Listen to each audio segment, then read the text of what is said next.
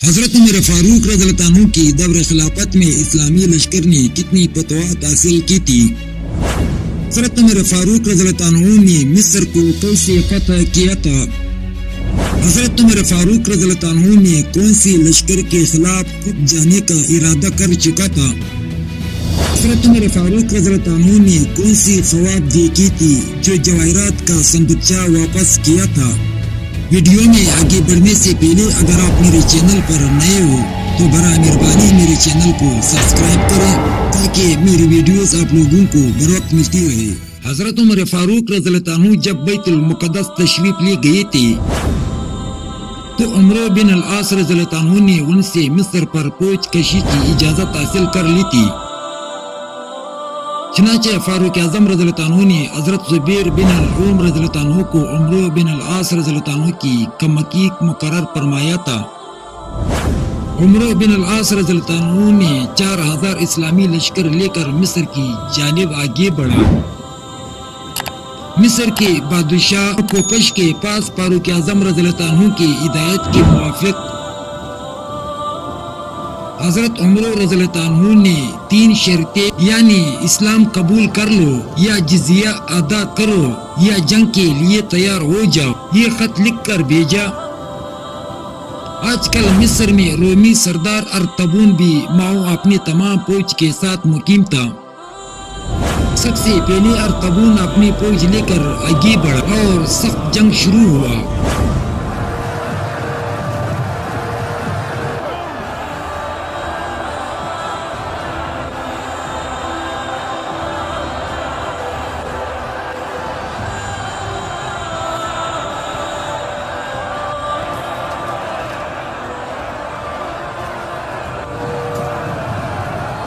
تھوڑی دیر کے بعد وہ شکست کھا کر بھاگ نکلا۔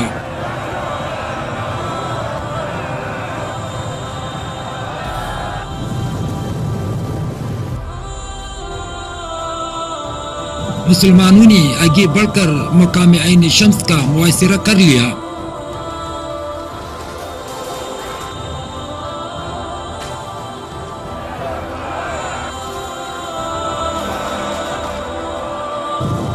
اور یہی سے مصر کی فوجی چاونی حصار پرما اور اسکندریہ کے محاصرے کے لیے 2 دستے روانہ کیے۔ تینوں جگہ چند روز تک لڑائی اور محاصرے کا سلسلہ جاری رہا۔ بالآخر عین شمس والوں نے جزیہ دے کر صلح کر لی۔ صلح کے بعد حضرت عمرو بن العاص رضی اللہ عنہ نے ان قیدیوں کو واپس دینے سے انکار کیا جن کو بحالت جنگ اس سے پہلے گرفتار کر چکے تھے۔ یہ معاملہ حضرت عمر فاروق رضی اللہ عنہ کی خدمت میں پیش ہوا تو حضرت عمر فاروق رضی اللہ عنہ نے عمرو بن العاص رضی اللہ عنہ کو خط لکھ کر بھیجا کہ مصریوں کے تمام قیدیوں کو واپس کر دو۔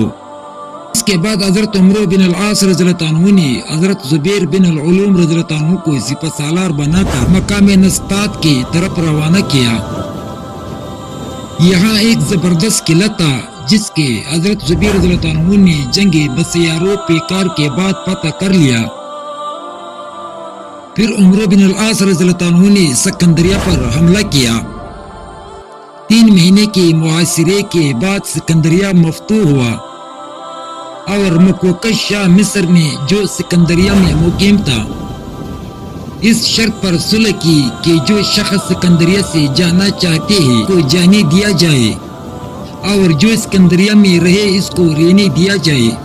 فتح سکندریہ کے بعد حضرت عمرو بن العاص رضی اللہ عنہ نے اپنی تمام فوجی سرداروں اور لشکریوں کو سکندریہ میں ٹھہرا کر بلادوا طرف مصر کی طرف قبضہ و داخل اور انتظام قائم کرنے کے لیے تعینات کیا اور مصر سے فارغ ہو کر توبہ کی جانب توجہ کی۔ فتح مدائن و جلوہ کے بعد یزجرد مقام رے میں جا کر مقیم ہوا تھا۔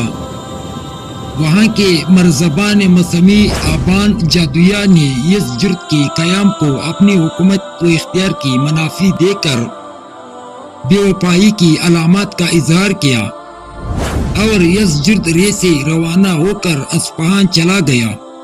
اصفہان کے چند روز قیام کے بعد کرمان کی طرف آیا وہاں سے پھر واپس اصفہان میں جب مسلمانوں نے صوبہ اہواز پر تصرف کیا تو یزجرد مشرقی ایران یعنی خراسان کی شہر مرو میں آ کر مقیم ہوا۔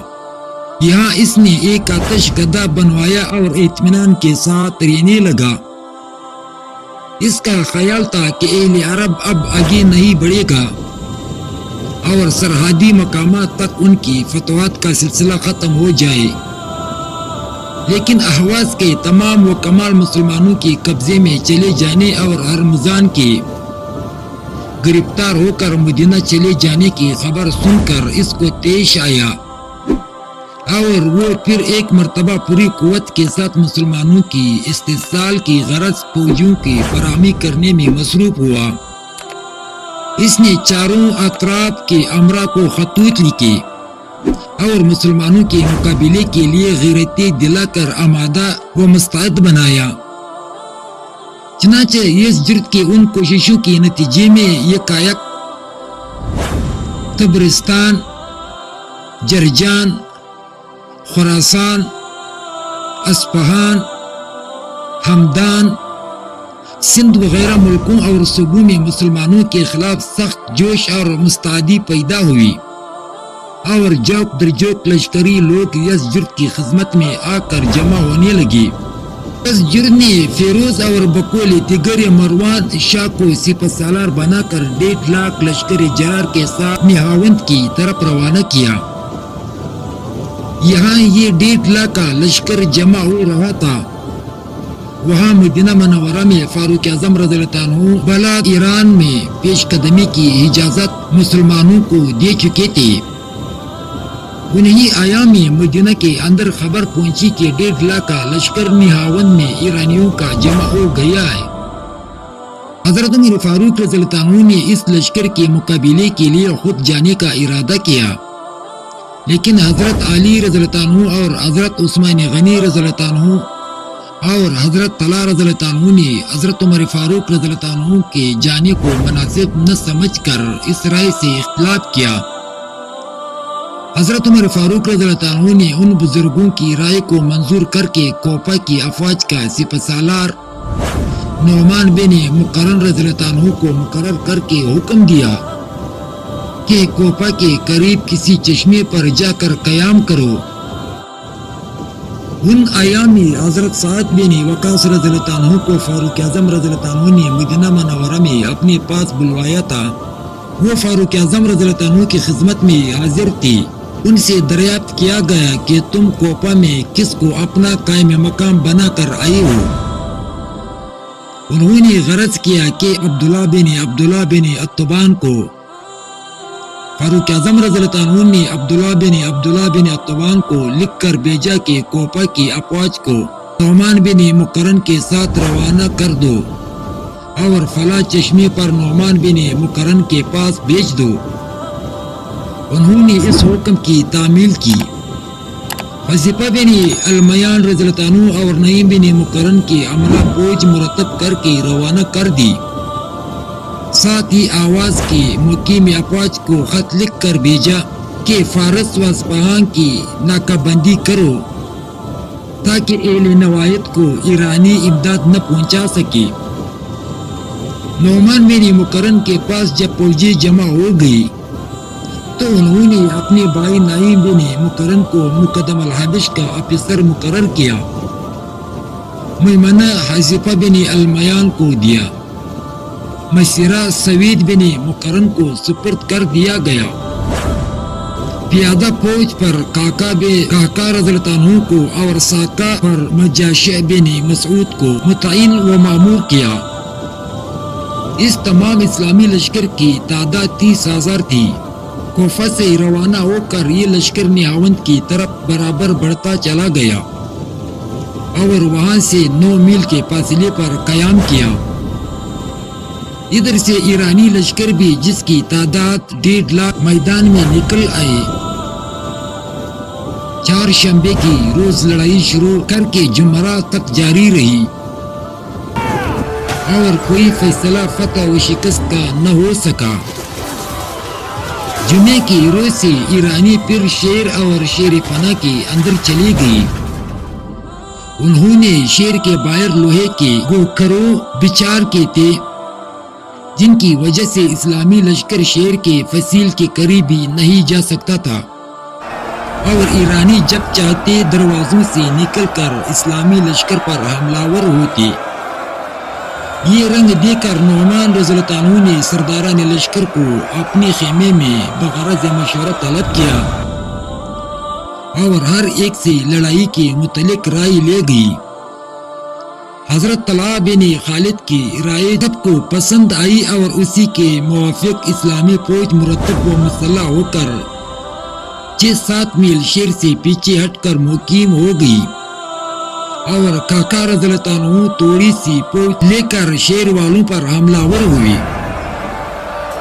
ایرانی اسی تھوڑی سی فوج کو حملہ ور دے کر بڑے جوش و خروش کے ساتھ مقابلے کے لیے نکل آئے۔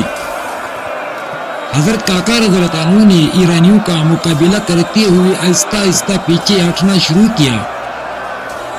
ایرانی فوج فتح کی خوشی میں ان کی جماعت کو دباتے ہوئے آگے بڑھتے چلے گئے، اور یہاں تک آ گئے کہ اپنی خندقوں وغیرہ سے بہت فاصلے پر آ کر اسلامی تازہ دم فوج کے زد پر آ گئے۔